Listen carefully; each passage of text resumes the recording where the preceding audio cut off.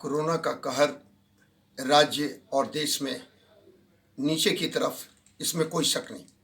लेकिन आम आदमी इस कोरोना के कहर से बहुत आर्थिक और सामाजिक और हर तरह से परेशानी को झेला है और आगे के दिनों में भी इस परेशानियों को उसने झेलना है।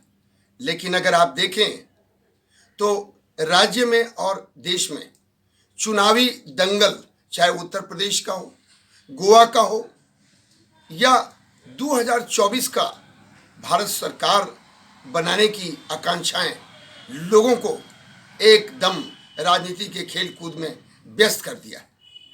आम जनता जो भी है वो जातिगत आधार पे उनको बांटा जा रहा है।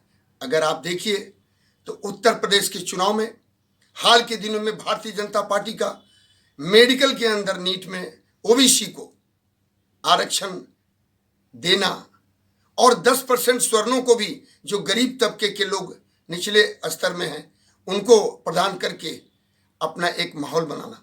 साथ ही आप देखिए उत्तर प्रदेश में अखिलेश यादव जी, मुलायम सिंह जी और लालू जी का कल वायरल हो रहा है फोटोग्राफ।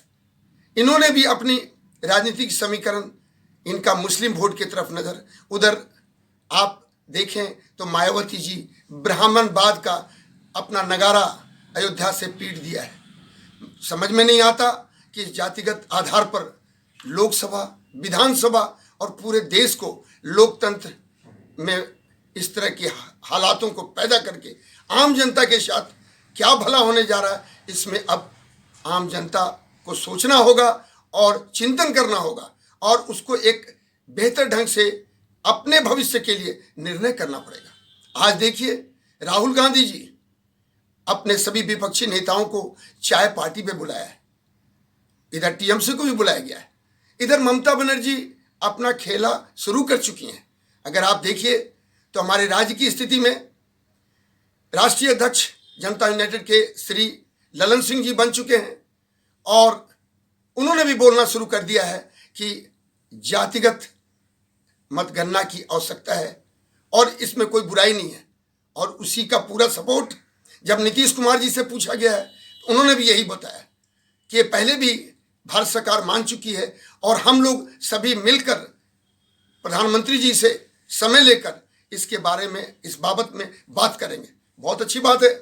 जातिगत राजनीति भारत के अंदर बहुत तेजी से अभी अपने समीकरण की तरफ आगे बढ़ रहा है, लेकिन सबका मकसद एक ही है, सत्ता और अपनी अपनी स्वार्थ, और उसमें भी परिवारवाद और उसमें भी जाति में भी विशेष जाति।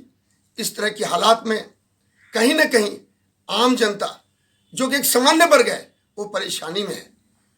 सवाल इस बात का है कि जातिगत नाम पे कोई भी दल खतरा लेना नहीं चाहती है, लेकिन सच बात यह है कि देश में इस तरह का जातिगत पढ़ाई में भी, सर्विस में भी और हर जगह जो बांट हो रही है, क्या वो सही लोगों को मिल पा रहा है, इस पे भी विचार करना चाहिए। जो कमजोर हैं, लाचार हैं, जो लंबे समय से मतलब शोषित हैं, उनको अवश्य मिलना चाहिए। लेकिन क्या उन लोगों को मिलना चाहिए जो बेहतर ढंग से हर सुविधाओं को ले रहे हैं और 3-3 पुश्त उनके सांसद, नेता और अधिकारी रह चुके हैं, क्या उनको भी मिलना चाहिए? इस बात के ऊपर खुले मन से सभी राजनीतिक दल को बात करनी चाहिए। इसी बीच में नीतीश कुमार जी ने जासूसी कांड, फोन टैपिंग, इसके बारे में कल एक बयान दे दिया है। जातिगत मतगणना और जासूसी, एनडीए में रहते हुए इस तरह की बयानों से एक असमंजस की राजनीति समझ में तो आ रही है। ओम प्रकाश चौटाला जी से उनका कहना है कि हमारा पुराना मित्रता था, समाजवादी ग्रुप के हम लोग थे, लेकिन कुछ न कुछ तो ऐसा हो रहा है जिसमें लोगों को लग रहा है कि बिहार की राजनीति में भी और भारत की राजनीति में कुछ नयापन आना है। उपेंद्र कुशवाहा जी, उन्होंने पीएम मटेरियल साफ लफ्जों में बताया। ठीक है, मोदी जी हैं, लेकिन और लोग भी प्रधानमंत्री के बनने के लायक हैं। जब एक प्रधानमंत्री और उन्हीं के एनडीए का एक बिहार का जाना माना नेता उपेंद्र कुशवाहा जी, जो लौह कुश के द्वारा आज बिहार में जाने जाते हैं, तो उन्होंने जो प्राइम मिनिस्टर मटेरियल बताया है नीतीश जी को, लगता है कि चर्चाओं के दौर में अब ये नीतीश बाबू भी आगे जा रहे हैं। और कहीं ऐसा तो नहीं कि उपेंद्र कुशवाहा जी अपने बिहार के अंदर अपनी ताकत को बढ़ा रहे हैं नीतीश बाबू को केंद्र में भेजकर। ये सभी चीजें एक समीकरण के तौर पे चल रही है, लेकिन आम आदमी इसमें छूटता नजर आ रहा है। जॉब, स्वास्थ्य और शिक्षा, अभी तो अनलॉक की प्रक्रिया पूरी मतलब साफ सुथरे ढंग से राज्य में भी नहीं आई है।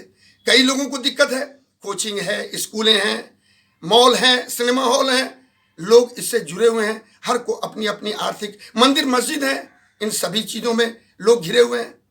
ठीक है, राजनीति तो चलती रहेगी, लेकिन 22 का उत्तर प्रदेश चुनाव और उसके बाद 24 में भारत सरकार का चुनाव अभी से पूरी जोर शोर से खेला होवे, इस तरह की बातें प्रारंभ हो चुकी हैं।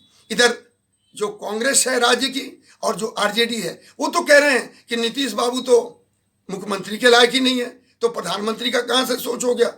कोई भी दल अपने स्वार्थ और राजनीतिक फायदे के हिसाब से बात करती नजर आ रही है।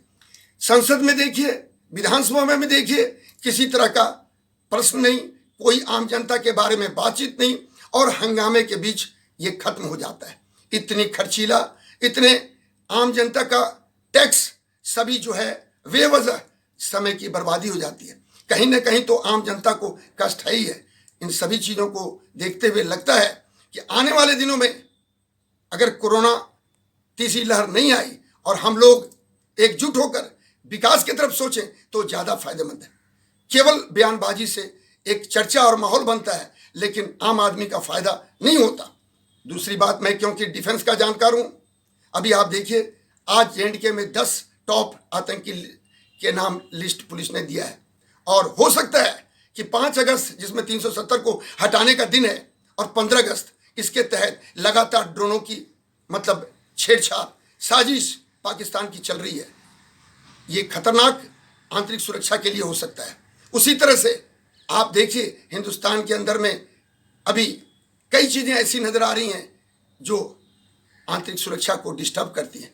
अभी समय है कि हम लोग सब बाहरी सुरक्षा, एलएसी के ऊपर चीन और भारत का 12वां जो बातचीत हुआ है उसमें बयान आया है कि एलएसी के ऊपर शांति हो, विवादित जगहों से हम सही तरीके से पीछे जाएं, इनके लिए हम अपना काम कर रहे हैं, बहुत अच्छी बात है। लेकिन अगर हम अफगानिस्तान को देखें तो पाकिस्तान अप्रत्यक्ष रूप से चीन के साथ मिलकर उन आतंकियों को आगे बढ़ा रहा है जहां हमारा 3000 करोड़ का निवेश है, हमारे लोग वहां बैठे हैं और भारत के लिए वो कुछ न कुछ गलत सोच रखते हैं। सभी मिला जुलाकर आज जरूरत है राज्य और देश में एक अच्छी विकास की, और इस तरह की जो पक्ष और विपक्ष दोनों का बयानबाजी और अपना समीकरण बन रहा है ये चलता रहे, लेकिन लोकतंत्र का उद्देश्य आम जनता के लिए जरूर पूरा हो। मैं आपके माध्यम से, आपके चैनल के माध्यम से बोलना चाहूंगा।